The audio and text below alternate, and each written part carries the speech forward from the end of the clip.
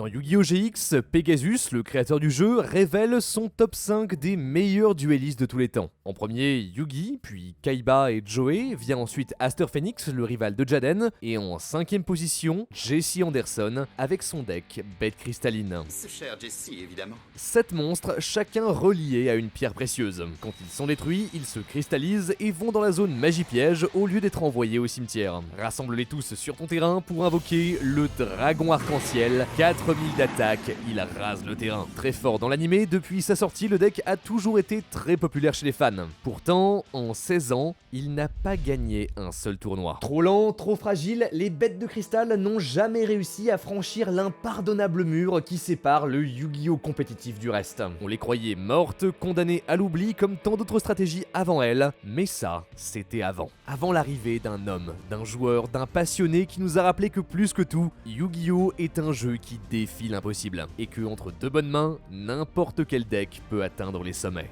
Cet homme, c'est Neshi. Howdy y'all, I'm Neshi, and I've played Crystal Beast for way too long. Special him again! Holy shit! The best decks come from GX. Let's go! What is this? Why does it do so much? Neshi a découvert Yu-Gi-Oh! Comme tout le monde, d'abord avec l'animé, puis lorsque ses amis lui lancent une boîte de cartes pour qu'il construise son deck. À l'intérieur, un mammouth d'ambre. Quelque chose clique en lui, le coup de foudre, le début de son amour pour les bêtes de cristal. On est en 2012, ce qui était un passe-temps devient lentement une passion. Neshi joue de plus en plus, des jours, des heures, et toujours avec le même deck. Pégase de saphir, tigre de topaz, escarboucle de rubis, il apprend les monstres par cœur. Sur Duel Links, avec les Kaiba Cup, il découvre même le plaisir du compétitif. Mais alors qu'il est sur le point de s'y plonger pour de bon, tout s'arrête. Été 2019, Neshi est déclaré mort. À l'hôpital pour une opération, sa procédure tourne mal et son cœur s'arrête 2 fois. Pendant plusieurs minutes, on pense l'avoir perdu. Mais miracle, au bout de quelques jours de coma, il se réveille. Selon son témoignage, cette expérience lui a fait comprendre qu'il y a des choses qu'il souhaite accomplir avant de quitter la Terre pour de bon. Et l'un de ses objectifs, c'est de laisser sa marque dans l'histoire de Yu-Gi-Oh! I'm going to make it on the top decks list with Crystal Beast. Cette vidéo, la première de sa chaîne, date d'une semaine après son réveil. Et ce dont il parle, c'est ce site, Yu-Gi-Oh! Top Decks, l'archive de tous les joueurs qui se sont classés suffisamment haut en tournoi. Le Graal, le passage obligé pour tout joueur qui se vaut compétitif. Neshi, lui, veut y être avec son deck de cœur, c'est son but, sa promesse de cristal. Bon, à l'époque, personne ne l'a pris au sérieux. Même avec toute la bonne volonté du monde, Bête Cristalline, c'est un très vieux deck. À part se mettre dans la zone magie piège lorsqu'ils sont détruits, ces monstres ne font rien. Le tigre booste un peu ton attaque, la tortue se met en défense... bof. Même chose pour le dragon arc-en-ciel, un gros monstre super dur à invoquer qui demande de jouer 7 petits monstres nuls. Même en 2007 c'était nul, alors en 2019... Après, tout n'est pas à jeter. Quand le Pégase de Saphir touche le terrain, tu peux prendre n'importe quelle bête cristalline de ton deck et le mettre directement dans ta zone magie piège. Et surtout, lorsque l'escarboucle de rubis est invoquée spécialement, elle ramène toutes les bêtes de cristal dans ta zone magie piège sur ton terrain. À Master Source avant de tout envoyer d'un coup. C'est intéressant. Surtout, pour compenser le manque de puissance des monstres, les bêtes de cristal ont des magies et des pièges complètement folles. Lien cristallin va te chercher n'importe quelle bête dans ton deck. Rune arc-en-ciel annule des magies, abondance de cristal rase le terrain de ton adversaire. Il y a une raison pour laquelle, en format casual, le deck est respecté. J'invoque Dragon Arc-en-Ciel! Beaucoup de joueurs se seraient simplement dit que non, mon deck est trop vieux, le jeu est nul, mais pas Neshi. Il le sait, il y a un potentiel caché dans les bêtes cristallines, mais pour le trouver, il va devoir innover. Et sa première tentative, c'est un mélange de stratégies dans un seul deck, bête de cristal, trou Draco. À l'époque, Yu-Gi-Oh! Est en plein milieu de ce qu'on a plus tard appelé le format éternel. 1 an et demi dominé par 4 decks, Assaut de l'air, Orcuste, Salamangrande et Dragon du tonnerre. Leur point commun, c'est que aucun d'entre eux ne peut gérer cette carte. Métaltron 12, le véritable Draco combattant. Pour la sortir, il te faut 3 sacrifices, mais tu peux aussi l'invoquer en envoyant des cartes de ta zone magie piège à la place des monstres. Sur le terrain, il est immunisé contre les effets des types de cartes que tu as utilisés pour l'invoquer. Donc si tu as sacrifié un monstre, une magie et une piège, absolument rien ne peut l'atteindre. Et si par miracle il est détruit, il invoque gratuitement une synchro, une fusion ou une Xyz directement de ton extra deck. Les bêtes de cristal qui mettent des monstres dans les zones magie et piège sont parfaits pour l'invoquer facilement. Et couplés à une base trou Draco, le deck fait peur. Whenever you're building a rogue deck, you want to look at what's unfair about it. You want to take the best parts and then take advantage of that, because that's the only way you're going to beat the meta. Il l'amène en tournoi et sur 9 rounds, 5 victoires et 4 défaites.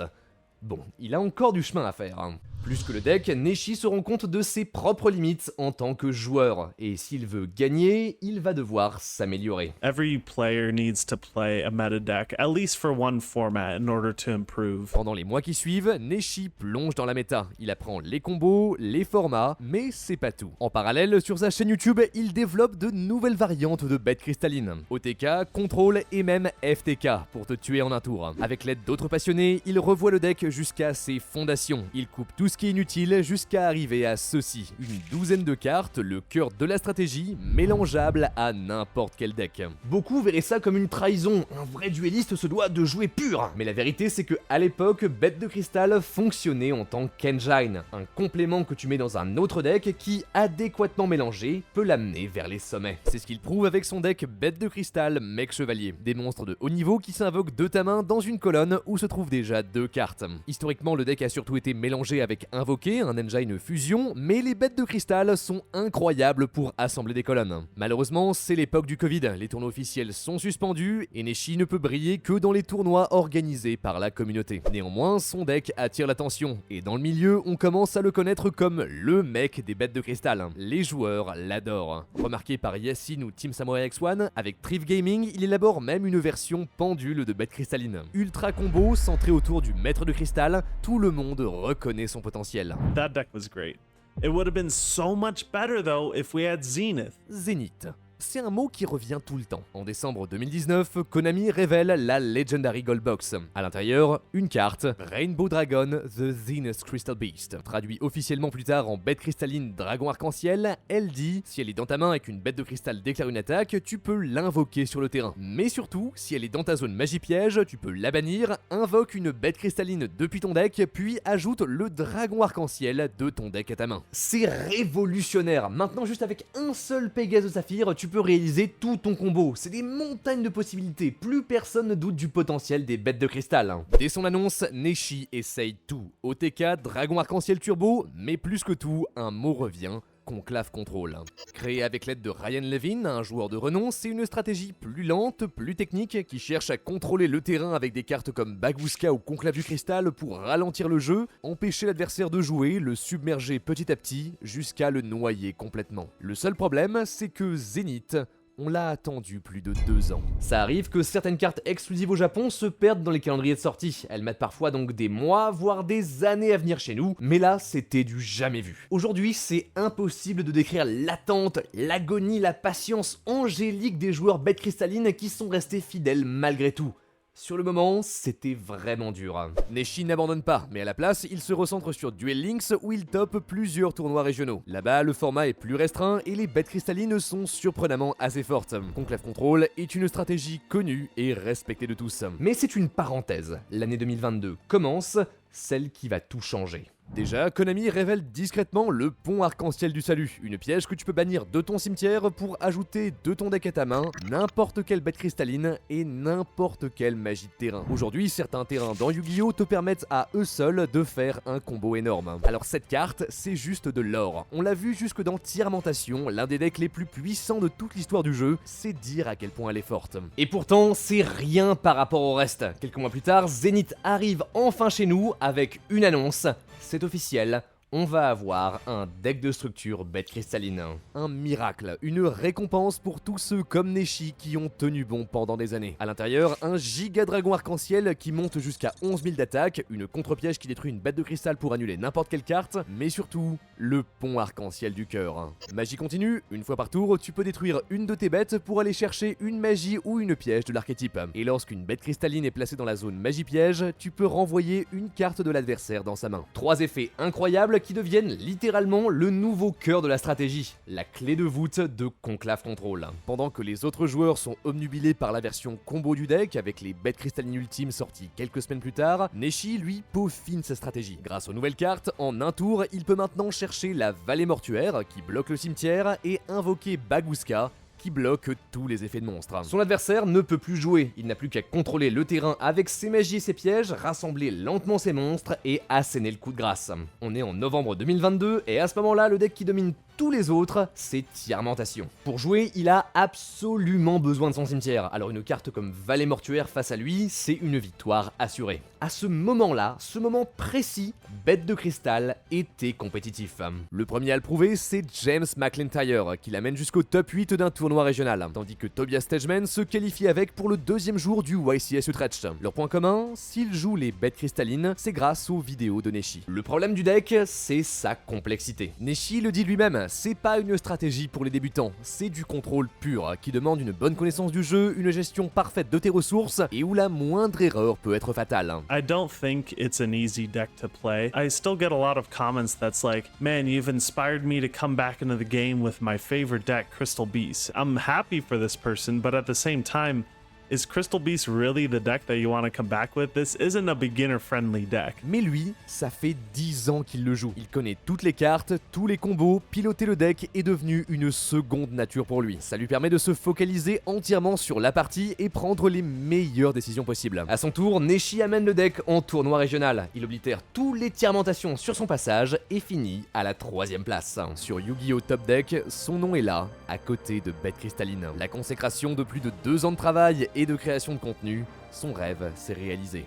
Mais il s'est pas arrêté là. 2022, c'était aussi la sortie de Master Duel, le simulateur officiel pour jouer à Yu-Gi-Oh! En ligne. Quelques mois plus tard, c'est le début des Master Circuit Series, MCS, les premières ligues d'e-sport de Yu-Gi-Oh! Diffusées vers des milliers de spectateurs. Le format y est considérablement différent par rapport aux jeux sur papier, notamment à cause de cette carte, le Cancre la Max. Tu peux la défausser quand tu veux, jusqu'à la fin du tour. À chaque fois que ton adversaire invoque spécialement un monstre, tu pioches une carte. Théoriquement, c'est censé rendre les decks combos moins puissants, parce que si tu joues ça contre eux, et ben soit ils arrêtent leur tour sur le champ, soit ils te font piocher 1 million de cartes. A l'inverse, dans Conclave Control, Bête Cristalline n'a besoin que de 2 invocations spéciales. C'est son avantage. Neshi commence à se familiariser au format, il stream ses parties, parfois pendant plus de 7 heures d'affilée. Avril 2023, il se qualifie pour le 9ème MCS, c'est le carnage. And Ruby Carbuncle in the hand is sufficient. Neshi nearly undefeated on Crystal Beast and Swiss. What an incredible performance. Dragon Link, Salamangrande, tous les plus gros decks du format plient sous la force des bêtes cristallines. Neshi joue à la perfection. Il contrôle le terrain, il renvoie les cartes de son adversaire à la main et il enchaîne les OTK grâce à Zénith, Escarboucle et Éveil Ultime du Cristal. This is the best deck of all time. Ça a l'air complètement fou, impossible, presque magique,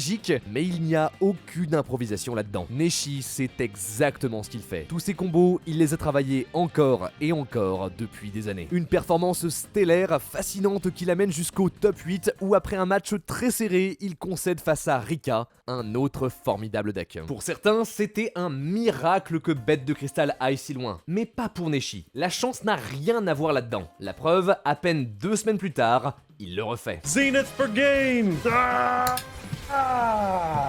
Let's go! Au MCS 11, Tiermentation venait d'arriver dans Master Duel. C'est clairement le meilleur deck, mais Neshi les a déjà battus une fois. Il enchaîne les victoires et il se place top 16.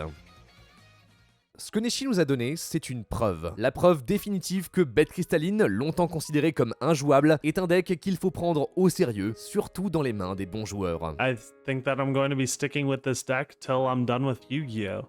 Which I don't know when that's going to happen. Si j'aime autant le parcours de Neshi, c'est parce que c'est LE joueur rogue par excellence. Celui qui ne joue pas un deck méta, mais un deck fait pour battre la méta. C'est très dur, ça te demande de jouer parfaitement et de connaître le deck de l'adversaire presque mieux que lui pour avoir ne serait-ce qu'une chance de gagner. Mais quand tu y arrives, quand tu montes sur le podium avec les cartes que tu aimes depuis si longtemps, y a rien de comparable comme sentiment. I love being the people's champion. That's one thing I really appreciate. L'immense majorité des joueurs rogues se heurtent à la frustrante réalité que leur deck n'est juste pas assez fort ou que eux ne sont juste pas encore assez bons pour gagner de cette manière. Si Neshi a tenu bon, c'est parce qu'il n'était pas seul. Sur son chemin, il a rencontré d'autres passionnés, des joueurs et des créateurs de contenu qui l'ont aidé, épaulé et qui dans les moments sombres lui ont rappelé que Yu-Gi-Oh! N'était pas qu'un jeu, c'est une communauté. Above all else, just focus on having fun with the game. Whatever is going to make you have the most fun, hone in on that, take advantage of that, and make the most out of this and most out of the friends that you make out of this game as you can, as you go on with your Yu-Gi-Oh journey. Encore aujourd'hui, son parcours continue. Récemment, Konami a sorti une nouvelle carte, Règle d'or, qui place 2 bêtes cristallines depuis ton deck dans ta zone magie piège, puis qui en invoque une autre de ta main au cimetière. Aucun doute, la carte a un potentiel énorme. Elle ouvre la porte à une vraie variante combo ou OTK de bêtes cristallines aussi puissante que Conclave Control. Tout est à revoir, il y a de nouvelles manières de jouer, de nouvelles stratégies à trouver pour écrire la prochaine page de l'histoire du deck. Et aujourd'hui, pour le faire, Neshi n'est plus seul. Plein de joueurs marchent avec lui. D'une promesse faite il y a plus de 4 ans est né un pont qui relie maintenant toute la communauté de Yu-Gi-Oh! Un lien cristallin. Merci beaucoup d'avoir regardé cette vidéo jusqu'au bout, c'était Théromique qui vous parlait. Un énorme merci à Neshi d'avoir bien voulu répondre à mes questions, ça me fait vraiment plaisir. Allez voir sa chaîne, elle est là en description. Si vous voulez apprendre, voir les bêtes de cristal, il n'y a pas de meilleur endroit sur internet. Cette vidéo a été un peu plus longue et plus dure à écrire, donc si jamais ça vous a plu, n'hésitez pas à vous abonner, à la partager autour de vous, c'est vraiment important, ça me donne la motivation de continuer comme ça. Dites-moi en commentaire si ce genre de format vous plaît, je serais très heureux de vous en faire plus comme ça si c'est ce que vous aimez. Sur ce, merci encore d'avoir regardé la vidéo, c'était Théromique, croyant l'âme des cartes, à la prochaine.